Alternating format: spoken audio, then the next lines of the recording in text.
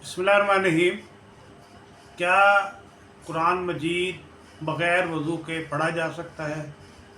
और इसी तरह ज़िक्र अज़कार भी बग़ैर वज़ू के किए जा सकते हैं, और दरूद इब्राहिमी और दीगर दुरूद शरीफ भी बग़ैर वज़ू के पढ़े जा सकते हैं।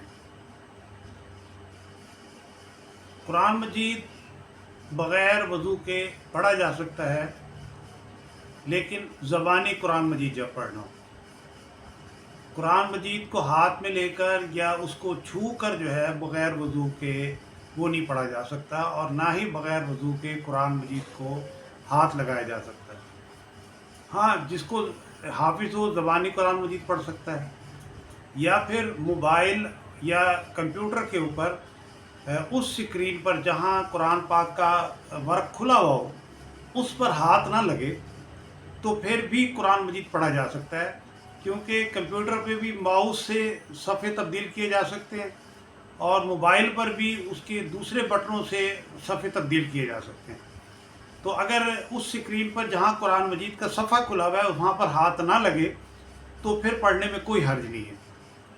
और इसी तरह दरूद इब्राहिमी और दीगर दुरूद शरीफ भी चूँकि ज़बानी पढ़े जाते हैं तो वो भी पढ़े जा सकते हैं, लेकिन किसी किताब में दुरूद शरीफ लिखा हुआ हो या दुआएं लिखी हुई हो तो फिर वो जो है वो हाथ में लेकर और हाथ लगा के वो बग़ैर वज़ू के नहीं पढ़े जा सकते। इसी तरह ज़िक्र भी किया जा सकता है। ज़िक्र के लिए तो है ना कि उठते बैठते लेटे चलते फिरते हर वक्त अल्लाह का ज़िक्र किया जा सकता है, और इसी तरह कुरान मजीद भी हर वक्त पढ़ा जा सकता है। हमारे एक कारी साहब उनकी वफ़ात सऊदी अरब मदीना मुनव्वरा में हुई थी, तो वो एक्सीडेंट हुआ तो बेहोश हो गए, और 3 या 4 दिन हॉस्पिटल में बेहोश रहे, होश में ना आ सके, और वहीं पर उनकी डेथ हो गई।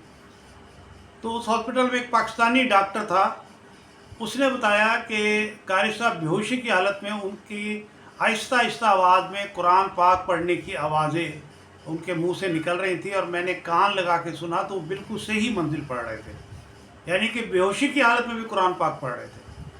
तो मैंने उनके साथियों से पूछा कि ये आखिर क्या वजह है। उन्होंने कहा कारी साहब की आदत थी कि वो अगर पैदल जा रहे हैं तो कुरान मजीद पढ़ते जा रहे हैं, साइकिल पे जा रहे हैं तो कुरान मजीद पढ़ते जा रहे हैं, अगर किसी मजलिस में बैठे हैं और खामोश बैठे तो उन्होंने अपनी मंजिल शुरू कर दी।